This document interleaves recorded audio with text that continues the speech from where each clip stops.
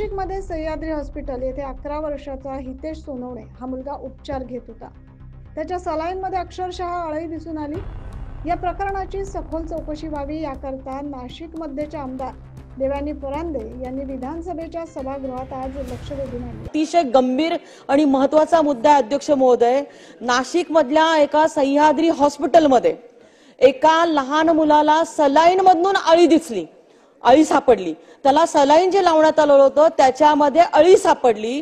तर राज्याच्या औषध व म्हणजे अन्न व औषध प्रशासन खात्याने त्या विषयाच्या बाबतीमध्ये काय कारवाई केली, त्या सलाईनची कंपनी आहे त्याच्यावरती आपण ऍक्शन घेतली आहे का, आणि त्या बॅच मध्ये निर्माण झालेले सर्व सलाईन जे आहे हे नष्ट करण्यात आलेले आहे का, आणि सदर हॉस्पिटलने एवढं होत असताना देखील मुजोरी दाखवत त्या मुलाकडनं पूर्ण बिल वसूल केलेलं आहे, तर ते बिल त्याला परत केलं जाईल का, आणि त्या हॉस्पिटलवरती कुठली कारवाई केली जाईल। सलाईन पुरवठा करणारी कंपनी आणि रुग्णालयाची चौकशी करण्याचे आदेश अन्न व औषध प्रशासन मंत्री धर्मराव बाबा आत्रम यांनी दिलेत।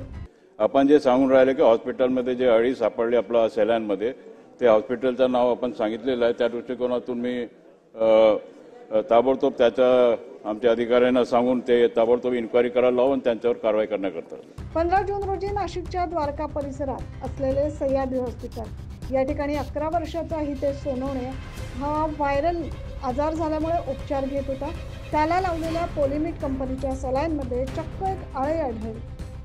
ही बाब त्यांनी हॉस्पिटल प्रशासनाच्या लक्षात आणून दिली, मात्र यावर कुठलीही कारवाई न करता या लहानग्या रुग्णाकडून संपूर्ण बिल या हॉस्पिटलने वसूल केले, अशी माहिती या मुलाचे पालक धीरज सोनवणे यांनी दिली। पण दिनांक 15 जून रोजी दुपारी 4 वाजता अशी गोष्ट माझ्या निदर्शनास आली की त्याला जे लावण्यात आलेली सलाईन होती त्या सलाईनमध्ये एक अळी आढळली। अळी आढळल्यानंतर मी संबंधित जिथले जे काही अधिकारी ॲडमिनिस्ट्रेशनचे डॉक्टर वॉर्ड बॉय जेवढे कोणी होते सर्वांना ती गोष्ट लक्षात आणून दिली।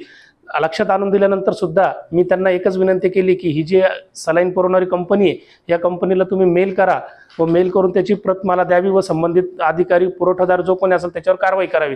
तर तेथील जे अभिषेक मोये म्हणून होते अधिकारी त्यांनी सांगितलं की आम्ही या प्रकारे कुठलंच तुम्हाला सहकार्य करू शकत नाही, तुमच्याकडून जे होईल ते करून घ्या। त्यानंतर रात्री 2:30 वाजता मी स्वतः मुंबई नाका पोलीस स्टेशनला कंप्लेंट करून रात्री ते सॅम्पल सील केलं। सील केल्यानंतर त्यानंतर ज्याची काही पुढची कारवाई होती ती पोलीस स्टेशन करत आहे। या संदर्भात माननीय देवयानी फरांदे मॅडम यांनी लक्षवेधी विधानसभेत घेऊन त्यावर पुढील चर्चा करण्यासाठी जे काही संबंधित अधिकारी किंवा तपास यंत्रणा आहे त्यांना आदेश दिले। त्याप्रमाणे आज सुद्धा आपले जे नाशिकचे अन्न प्रशासक कमिशनर आहेत पाटील साहेब त्यांना सुद्धा निवेदन दिले व त्यांनी सुद्धा सहकार्य करण्याचं आज आपल्याला आश्वासन दिले व पुढील कारवाई ते करत आहेत। त्या पालकांनी स्थानिक आमदार देवयानी फरांदे यांच्या ही गंभीर बाब लक्षात आणून दिली। त्यानंतर आमदार फरांदे यांनी चौकशी सुरू केली। अधिक माहिती घेत थेट विधानसभेत लक्ष वेधून आणले। या प्रकरणाची चौकशी करत दोषींवर कारवाई करण्याची मागणी करून आज अन्न व औषध विभागाला देखील त्यांनी भेट दिली। दरम्यान या प्रकरणाची चौकशी सुरू झाली असून अद्यापपर्यंत काय प्रकारची किंवा कुठली कारवाई करण्यात आली आहे की नाही याबाबतची काहीही सत्यता अजून समोर आलेली नाही। Bureau report 9 news Maharashtra.